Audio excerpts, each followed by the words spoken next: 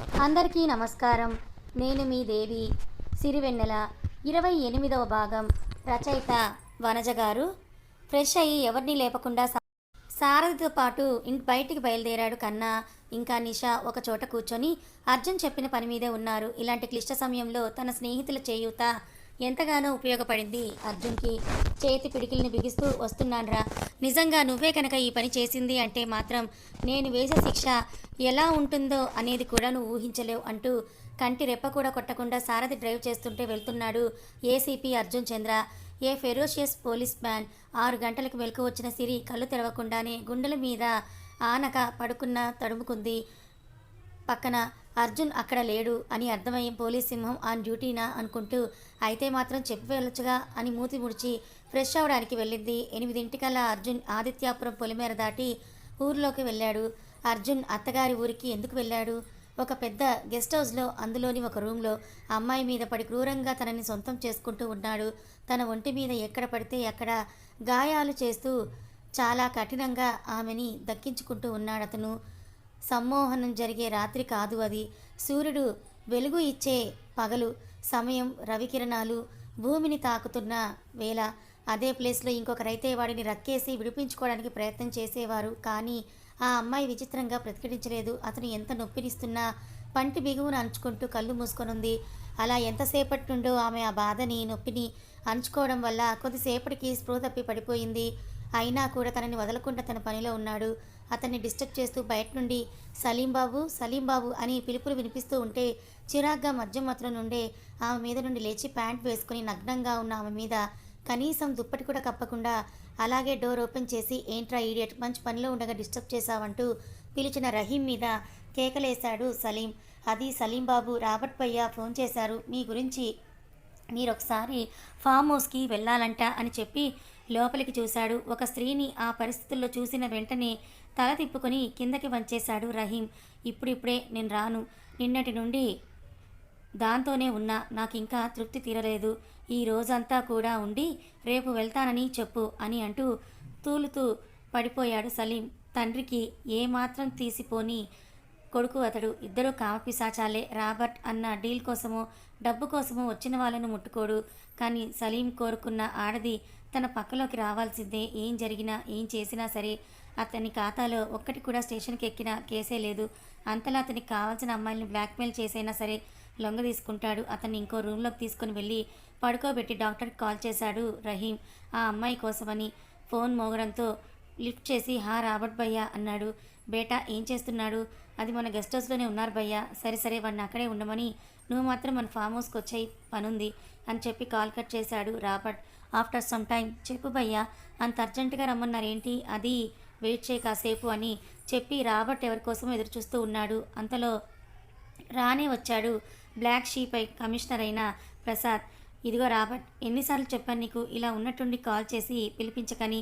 ఇప్పుడు నన్ను పిలిచిన విషయం ఏంటి చెప్పు, కూర్చొని ముందు సిప్ చేస్తూ అన్నాడు కమిషనర్ మందు తాగుతూ. అది పార్ట్నర్, ఇప్పుడే డీల్ ఇచ్చిన సేట్ ఫోన్ చేశాడు. ఇంకా వీలైనంత వరకు సరుకు రెడీ చేయాలంట. మనకి ఇంకా 10 days మాత్రమే టైం ఉంది. ఫాస్ట్గా కావాల్సినంత మందిని తోసేయాలి. అందుకు నీ హెల్ప్ కూడా ఇంకా నాకు కావాలి. ఓహో, ఇంకా అంటే ఎలా ఇప్పుడు? ఇప్పటికే అర్జున్ కంటపడకుండా కొంతమంది కమిషనర్స్ని కొనేసి మరికొంతమందిని బెదిరించి మన పని సజావుగా జరిగేట్టు చూస్తున్నా. కానీ వన్స్ ఆ అర్జున్ స్టేషన్లోకి ఒక కేసు అయినా వెళ్ళింది అంటే అంతే, అతని మనం ఆపలేము అని అర్జున్ గురించి చెప్పాడు ప్రసాద్. ఆహా, అచ్చా, అంత పోటుగాడా? పోటుగాడు కాదు రాబర్ట్, వేటగాడు. అవునా? అచ్చా, ఏక్ బార్ ఆ పోలీస్ని చూడాలి నేను అని నవ్వుతూ రాబర్ట్ కూడా మందు తాగాడు. హలో అన్నయ్య అంది కాల్ లిఫ్ట్ చేసిన సిరి. హా వెన్నెల, ఏంటి బావగారు ఒక్కరే ఊరికొచ్చారు, నువ్వు రాలేదు అన్నాడు నరేష్. ఏంటి ఆయన మన ఊరు వచ్చారా? అవును మా, పిలుస్తున్నా కూడా పలకకుండా వెళ్ళిపోయారు. బహుశా ఏదైనా పని మీద వచ్చుంటారులే, నేను ఇంకేం అనలేదు. ఓ అవునా అన్నయ్య, అర్జున్ గారు ఏదైనా వర్క్ ఉండే వచ్చారేమోలే అంటూ కాల్ కట్ చేసి అర్జున్ గురించే ఆలోచనలో పడింది సిరి. తెల్లారేసరికి నెట్టింట్లో ఫేస్బుక్, ట్విట్టర్, ఇన్స్టాలో మొత్తం కూడా శాండీ కేసు గురించే వస్తోంది. ఇంతవరకు అప్పుడప్పుడు మాత్రమే కనిపించే కేస్ న్యూస్ ఛానల్లో ఇప్పుడు షేర్ అవుతూ హాట్ న్యూస్గా మారిపోయింది. ఇదంతా కన్నా నిషాల పని. అర్జున్ ఆదేశం మేరకు కాలేజ్ స్టూడెంట్స్, వర్కింగ్ ఉమెన్ అందరూ క్యాండిల్స్ పట్టుకొని వి వాంట్ జస్టిస్ అంటూ అర్జున్ స్టేషన్ ముందు ధర్నా చేస్తున్నారు. టీవీలో, న్యూస్లో ఇదంతా చూస్తున్న సిరి షాక్. ఆదిత్యాపురంకి వెళ్ళిన అర్జున్ అత్తగారింటికి వెళ్లకుండా డైరెక్ట్గా అతను ఇంతకు ముందు సిరిని కిడ్నాప్ చేసి తీసుకుని వెళ్ళిన తోటకే వెళ్ళాడు. ఇక్కడ కూడా పైడిబాబు బుల్లిబాబు ఇద్దరు సారా తాగుతూ ఏవో పొలాల గురించి మాట్లాడుకుంటూ ఉన్నారు. వాళ్ళ చుట్టూ ఒక 10 మంది దాకా మనుషులున్నారు.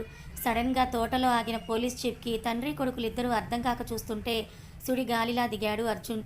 ఆల్రెడీ పిడిపడిన బుల్లిబాబు లేచి నిల్చుంటే పైడిబాబు నులక మంచంలోనే కూర్చొని, ఏంటి ఏసీపీ ఇలా వచ్చావు? దారి తప్పి రాలేదు కదా వెటకారంగా అన్నాడు పైడిబాబు. దారి తప్పి రాలేదు కానీ అడ్డంగా తెగ బలిసి కొట్టుకుంటున్న వాళ్ళని దారి తప్పించడానికే వచ్చాను. ఇంతగా బలిసిందెవరో నా ముందే ఉన్నారుగా, తెగ బలిసిన బాయిలర్ కోలలా. ఏంటి ఏసీపీ నోరు లేస్తోంది, చెయ్యి కూడా లేస్తుంది అని అంటూ అర్జున్ వెనక నుండి వస్తున్న వాడి మీద పంజా విసిరాడు. ఒక్క దెబ్బకే వాడు నేలని కరుచుకున్నాడు. ఆ వెధవ వచ్చినోడిని వచ్చినట్టుగా మట్టి కరిపించేస్తున్నాడు సింగిల్ హ్యాండ్తో. నేలమ్మని ముద్దు పెట్టించి పైడిబాబు ముందుకెళ్ళి గుండెల మీద కాలిని మోపాడు. అతను అర్జున్ చేతి వాటం చూసిన బుల్లిబాబు భయపడినా కూడా తండ్రి మీద ఇంకొకరి కాలును చూసి ఉండలేక అర్జున్ మీదకి పోతే వాడిని ఒక చేత్తో వెనక్కి మెలిపెట్టి, నువ్వు ఆగరా లుచ్చా అంటూ బుల్లిబాబును అలాగే పట్టుకుని సారథి వైపు చూశాడు అర్జున్. అతను ఒక కవర్ ఇవ్వగానే 2 బ్రాస్లెట్స్ ఓపెన్ చేసి అబ్బా కొడుకుల ముందు పెట్టి, మర్యాదగా ఇది ఎవరిదో ఒప్పుకోనరా అన్నాడు అర్జున్. జాతర నుండి తన బ్రేస్లెట్ కనపడకపోవడం, తన ఇల్లు తోట అన్ని మనుషులతో వెతికించడం గుర్తుకొచ్చింది బుల్లిబాబుకి. కానీ అది తనదే అని చెప్పకుండా, ఏ పోలీస్ ఇది నీకు ఎక్కడ దొరికింది అన్నాడు. ఎక్కడ దొరికింది ఏంట్రా నీకు, ఇది ఎవరిది అని నేను అడుగుతుంటే అయినా దీని గురించి అడుగుతున్నావంటే దీనికి ఓనర్ నువ్వే కదా అని అన్నాడు అర్జున్. తేలు కొట్టిన దొంగలాగా కామ్ అయిపోయాడు బుల్లిబాబు. ఈ మాత్రం చాలురా నాకు అని అంటూ బుల్లిబాబు మెడపట్టుకొని జీప్ దగ్గరికి ఈడ్చుకొని తీసుకుని వెళ్ళాడు. ఏసీపీ తట్టుకో, నాకు నీపై ఉన్న మొగుడు తెలుసు. వాళ్ళకి కానీ నేను ఒక్క ఫోన్ కొట్టానంటే నీ పోస్టు ఊడిపోద్ది అని అన్నాడు లేచి నిలబడుతూ పైడిబాబు. ఆహా చేసుకోరా, ఎవరికి చేసుకుంటావో ఫోన్ నువ్వు చేసుకో. ఆ నక్క భానుమూర్తికి చేస్తావా? నీ దగ్గరికి వచ్చే ముందే వాడికి ట్రీట్మెంట్ ఇచ్చొచ్చా? నీకు కూడా నా ట్రీట్మెంట్ ఇవ్వటానికి కావాలా అని అంటూ, అయినా పోయినసారి ఏంట్రా సారా కేసులు ఎరుకున్నట్టున్నావు, బినామీ పేరు చెప్పి బ్రతికిపోయావు కానీ లేకుంటే అంటూ ఆపి, ఇప్పుడు కనుక మళ్ళీ ఈ మండలంలో ఉన్న కేసులన్నీ తిరగదొడితే లాక్కోలేక పీక్కోలేక చేస్తావు నా కొడక అంటూ నాలుక మడత పెట్టి వార్నింగ్ ఇచ్చి ముందుకు వెళ్ళాడు. భయంతో ఒక గుటకలు మింగుతూ, నువ్వు పోలీసువా రౌడీవారా, ఆ మాటలేంది అని అడిగాడు పైడిబాబు. పోలీస్ని కాదని ఎవరన్నారా, కాకపోతే బాగా క్రాక్ ఉన్న రౌడీ పోలీస్ నా కొడుకుని, గమ్మున ఉంటే చేతకాని వాడిని అనుకున్నారా? నా వరకు రానంత వరకే మీ ఆటలు, వన్స్ నా అండర్లోకి వచ్చాక యమకి హాయ్ చెప్పడమే అంటూ బుల్లిబాబుని ఈడ్చుకొని వెళ్ళిపోయాడు అర్జున్. జీప్లో వేసి తిరిగి టౌన్కి. సార్ స్టేషన్కి వెళ్ళమంటారా అని అడిగాడు సారథి. టౌన్లోకి ఎంటర్ అయ్యాక నో అని చెప్పి ఒక అడ్రస్ చెప్పి అక్కడికి వెళ్ళమన్నాడు అర్జున్ ఫాస్ట్గా. ఓకే సార్ అంటూ అమాంతం స్పీడ్ని పెంచేశాడు సారథి. కన్నా మొత్తం ప్లాన్ ఓకే అయినట్టే కదా? నిషా, కానీ అర్జున్ ఎందుకు సిరి వాళ్ళ ఊరికి వెళ్ళాడు? ఏమోరా, ఏదైనా క్లూ దొరికిందేమో. ఈ న్యూస్ సిరి కూడా చూసిందంటావా? చూస్తే చూడని కన్నా తనకు కూడా తెలియాలి కదా మన చుట్టూ ఏం జరుగుతుందో అని. స్టేషన్ ముందు వందల్లో మహిళలు బోర్డులు పట్టుకొని అరుస్తున్నారు. కొందరు స్టేషన్లోకి వెళ్ళి ఈ కేసు టేకప్ చేసిన ఏసీపీ అర్జున్ గారు మా ముందుకు రావాలి, అసలు ఆ రేపిస్ట్ ఎవరో మాకు తెలియాలంటూ అరుస్తూ ఉంటే స్వామి కోదండం కంట్రోల్ చేస్తున్నారు. అయినా వాళ్ళ తరం కాక అర్జున్కి కాల్ చేశాడు స్వామి. హలో సార్, చెప్పు స్వామి. సార్ పొద్దునుండి మహిళా సంఘాలు ఇంకా చాలామంది ఆడవాళ్ళు స్టేషన్ ముందు ధర్నా చేస్తున్నారు సార్, మిమ్మల్ని కలవాలి, మీరు అసలు ఏం జరిగిందో చెప్పాలి అని అంటున్నారు సార్, కంట్రోల్ చేయండి. మార్నింగ్ నుండి ఇక్కడే ఉన్నారు సార్, అసలు ఎవరూ కదలడం లేదు సార్. సరే ఒక పని చేయి స్వామి అంటూ మొత్తం విషయం అంతా చెప్పి కాల్ కట్ చేశాడు అర్జున్. కూర్చొని ధర్నా చేస్తున్న అందరి ముందుకు వెళ్ళి, ఈ కేసు టేకప్ చేసిన అర్జున్ గారు అదే పని మీద ఉన్నారు, విక్టిమ్ని పట్టుకునే ప్రాసెస్లోనే ఉన్నారు. డెఫినెట్గా మీకు మార్నింగ్ అంతా తెలుస్తుంది ఈ కేసుకి సంబంధించిన వివరాలన్నీ అని అనౌన్స్ చేసేసరికి అందరూ శాంతించి వెళ్ళిపోతే మీడియా స్వామి చెప్పిన దాంతో పాటుగా ఇంకాస్త మసాలా కూడా యాడ్ చేసి రాసుకొని స్టేషన్ ఆవరణం అంతా కూడా ఖాళీ చేశారు. ఒక పెద్ద గోడౌన్ చీకటి పడటంతో ఇంకా చీకటిగా మారిపోయింది. అది జీప్ లోపలికి తీసుకొని వెళ్ళాక సారథి షట్టర్ని క్లోజ్ చేసేశాడు. అసలు ఆ బ్రేస్లెట్ అర్జున్ దగ్గరికి ఎందుకు వెళ్ళిందో, అతను ఎందుకు తనని ఇక్కడికి తీసుకొని వచ్చాడో ఏమాత్రం అర్థం కాలేదు బుల్లిబాబుకి. పొద్దున్నుండి కాలు చేతులు కట్టేసి నోటికి ప్లాస్టర్ వేయడంతో ఊపిరి ఆగిపోయేలాగా ఉంది బుల్లిబాబు పరిస్థితి. ఈడ్చి కింద పడేశాడు అర్జున్ బుల్లిబాబుని. అర్జున్ సారథి వైపు చూడటంతో అతని కట్టు విప్పదీసి ఒక పక్క నిలబడ్డాడు సారథి. ఏం కావాలి నీకు? నువ్వే కావాలరా. ఏంటి? మరి ఏంది బే, ఏం కావాలంటావు? నేను తీసుకొచ్చానంటే నీతో పనుండే కదా అంటూ, ఒరే బుల్లిగా, నాకు పేషెన్స్ చాలా తక్కువ కాబట్టి మూసుకొని అడిగిన దానికి సక్రమంగా సమాధానాలు చెప్పు, లేకుంటే నా గన్నుకి పని చెప్పాల్సి ఉంటుందని చెప్పి గన్ తీశాడు అర్జున్. బిక్క చచ్చిపోయాడు బుల్లిబాబు. అతనికి పొలంలో దొరికిన బ్రేస్లెట్ అతని ముందు పెట్టి ఇదెవరిది అన్నాడు అర్జున్. నాదే అని చెప్పాడు బుల్లిబాబు. రే, దీని కాస్ట్ మీ సగం ఆస్తుల విలువ ఉంటుంది, కానీ నీ దగ్గరికి ఎలా వచ్చిందో చెప్పు అన్నాడు అర్జున్. అలాగే కామ్గా కూర్చున్నాడు బుల్లిగాడు. నీకు ఇందాకే మర్యాదగా చెప్పాను, అడిగిన వాటికి బుద్ధిగా జవాబులు చెప్పు అని. మళ్ళీ ఈ సైలెన్స్ ఏంద్రా వెధవా అని అంటూ బూటుకాలితో 4 తగిలించాడు అర్జున్. ఇలా కాదురా అని అంటూ తన దగ్గర ఉన్న గన్ తీసి అతని నోట్లో పెట్టి ట్రిగ్గర్ మీద ఫింగర్ పెట్టి అర్జున్ కోపంగా చూసేసరికి చెప్తాను అని అంటూ తన చేతులు ఊపేసరికి చెప్పు అన్నట్లుగా ఆ గన్ని అతని నోటి నుండి తీసేశాడు అర్జున్. పొద్దునుండి శాండీ కేసును తిరగదోడుతూ టీవీలో వస్తూ ఉంటే వంట చేస్తూనే చూస్తోంది సిరి. ఇక్కడ ఇంత జరుగుతున్న అర్జున్ గారు మా ఊరు వెళ్ళి ఏం చేస్తున్నారు, అసలు ఎందుకు వెళ్ళారు అని ఆలోచిస్తూ అర్జున్కే కాల్ చేసింది. కానీ అర్జున్ లిఫ్ట్ చేయడం లేదు. ఏమైంది, ఈయన కాల్ కూడా లిఫ్ట్ చేయడం లేదు అనుకుంటూ కన్నా నిషా హాల్లోనే ఉండడంతో వాళ్ళని అదే విషయం అడిగింది. సిరిని భయపెట్టడం ఇష్టం లేక ఏదో వర్క్ ఉందని వెళ్ళాడేమో సిరి అని కవర్ చేసేశారు ఇద్దరు. వాళ్ళకి జాయినింగ్ ఇంకా రాలేదు కాబట్టి ఏదైనా యాక్షన్ తీసుకుంటే వాళ్ళ జాబ్స్ రిస్క్లో పడతాయని ఎక్కువ ఇన్వాల్వ్ చేయలేదు అర్జున్. రాత్రి అందరూ తిని పడుకున్న సిరి మాత్రం అర్జున్ వస్తాడేమో అని స్టెప్స్ మీద కూర్చొని ఎదురు చూస్తూ అలాగే పడుకుండిపోయింది. తెల్లారి ఇంటికి వచ్చిన అర్జున్ సిరి అలా స్టెప్స్ మీదనే పడుకుండిపోవడంతో ఆమెని ఎత్తుకొని బెడ్ మీద పడుకోబెట్టి ఫ్రెష్ అయ్యి స్టేషన్కి వెళ్ళిపోయాడు. అప్పటికే నిన్న ఇచ్చిన ఇన్ఫర్మేషన్ మేరకు మీడియా ఇంకా నిన్న వచ్చిన వాళ్ళందరూ కూడా స్టేషన్ ముందు గుమిగూడారు. సార్, అసలు శాండీ కేసు గురించి మీరు ఇంతవరకు ఏం తెలుసుకున్నారు? నేరస్తుడు ఎవరు? ఇంత ఇంపార్టెంట్ విషయం పెట్టుకొని మీరు అత్తగారింటికి వెకేషన్ మీద వెళ్ళారని టాక్. మీరు అసలు నేరం జరిగినప్పటి నుండి ఏమీ పట్టించుకోవడం లేదా? ఇవన్నీ కాక శాండీ అనబడే ఆ విదేశీయురాలు విచ్చలవిడిగా తిరగడం వల్ల ఇలా జరిగిందంట అని జర్నలిస్టులు ప్రశ్నల మీద ప్రశ్నలు అడుగుతున్నంతలోనే షటప్ అంటూ టేబుల్ మీద గట్టిగా కొట్టాడు అర్జున్. అంతా సైలెంట్ అయిపోయింది ఆ సౌండ్కి. ఏంటి, నేనేం తెలుసుకున్నానా? వెయిట్ చేయండి చెప్తాను. ఇకపోతే నేను వెకేషన్కి అత్తగారింటికి వెళ్ళానా? అయినా నా పర్సనల్స్ తీయడం మీకు అంత సరదానా? ఏ పోలీసులకి ఫ్యామిలీ ఉండదా? వాళ్ళు ఎక్కడికి వెళ్ళకూడదా? అపార్ట్ ఫ్రమ్ దట్ కేస్ విషయానికి వస్తే జరిగిన 20 డేస్ నుండి అప్పుడప్పుడు వేస్తూ నిన్నటి నుండి ఎందుకు ఈ కేసుని ఇంత హైలైట్ చేస్తున్నారు మీరు?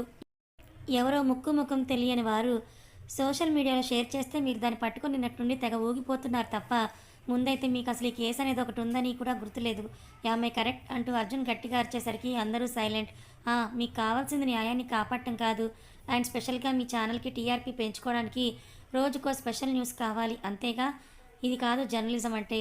జనం ఎవరు ఏం చెప్పినా విని వదిలేస్తారు. అదే మీరు న్యూస్ పేపర్లో రాస్తే వెనక ముందు ఆలోచించకుండా దాన్ని నమ్మేస్తారు. కాబట్టి కొంచెం పనికొచ్చే విషయాలు రాయండి. నాట్ ఓన్లీ దిస్, ఈ సిటీలో చాలా ప్లేసెస్ దగ్గర సీసీ కెమెరాస్ వర్కింగ్లో లేవు. వాటి మీద కంప్లైంట్ ఇస్తూ గవర్నమెంట్ని హెచ్చరిస్తూ ఒక న్యూస్ అన్న రాశారా? మీరు ఒక లైన్ రాశారంటే అది జనంకు ఉపయోగపడేలాగా ఉండాలి. ఫైన్. ప్రజెంట్ కేసు గురించి అయితే మీకు నేరస్తుడు తెలియాలి కదా, ఆ పని మీదనే ఉన్నామని అర్జున్ స్టేట్మెంట్ ఇస్తున్నంతలో తనకి ఫోన్ కాల్ వస్తే వెంటనే బయలుదేరాడు. అతని వెనుకనే మీడియా ఇంకా జనం కూడా. ఒక బ్రిడ్జ్ కింద ఎవరో యువకుడిని కట్టేసి ఉన్నారు. కాళ్ళు చేతులు పైకి కట్టేసి ఒంటి మీద కేవలం అండర్వేర్ మాత్రమే ఉంది. బాడీ మొత్తం కూడా మార్క్స్ ఉన్నాయి. అతని బాడీ నుంచి ఫింగర్ ప్రింట్స్ తీసి పక్కనున్న ఒక టెంట్లో పడుకోబెట్టారు డాక్టర్స్ ఎగ్జామిన్ కోసమని. ఒక మేల్ డాక్టర్ వచ్చి sorry sir, he is no more, అంతేకాదు అతని మెయిన్ పార్ట్ కూడా ఎవరో కట్ చేశారు అని చెప్పాడు ఆ డాక్టర్ అర్జున్కి. ఆడపిల్లని తాకిన వాడికి అలాంటి శిక్ష వేయాలి. అప్పుడు ఇంకొకడు ప్రతి ఆడపిల్లని తప్పుడు దృష్టితో చూడాలంటేనే ప్యాంట్ తడుపుకోవాలి. తప్పుగా రాసుంటే క్షమించండి. అంతలో ఆగ మేఘాల మీద అక్కడికి వచ్చాడు రాబిట్. సలీం బేటా అని అంటూ, కానీ సలీం బాడీ దగ్గరికి అతనిని అలౌ చేయక దూరం నుండే చూసుకుంటూ డాక్టర్ చెప్పిన మాటల్ని విన్నాడు అర్జున్. అప్పటికే ప్రెస్ వాళ్ళు మరోసారి అర్జున్ని చుట్టుముట్టేశారు.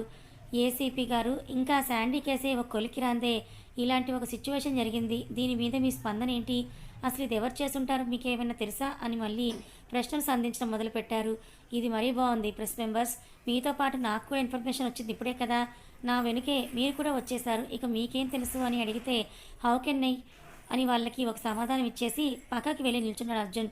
భయ్యా సలీం బాబుని కొట్టి తీసుకుపోయి ఇప్పుడు ఏమీ తెలియనట్టుగా ఎలా మాట్లాడుతున్నాడో చూడా ఏసీపీ అన్నాడు రహీం. దానికి రాబర్ట్, వాడు పోలీస్ అని ఏ ఆట ఆడినా చెల్లుతుందనుకుంటున్నాడు రహీం. చెత్త, ఎవరి దగ్గర నొక్కాలో వాడి దగ్గరే నొక్కుతా అని రాబర్ట్ అంటుండగానే బ్లాక్ షీప్ ప్రసాద్ వచ్చి పరామర్శించి వెళ్ళిపోయాడు. అంతలో మినిస్టర్ భానుమూర్తి కూడా రావడంతో ఏంటి పార్ట్నర్ ఇలా జరిగింది అన్నాడు. దానికి రాబర్ట్ సైలెంట్ అయిపోయి చూస్తున్నాడు. ఇల్లీగల్ పనులు పక్కన పెడితే రాబర్ట్ సిటీలో ఒక డబ్బు పరపతి ఉన్న మనిషిగా పెద్ద పెద్ద వాళ్ళకి సుపరిచితమే.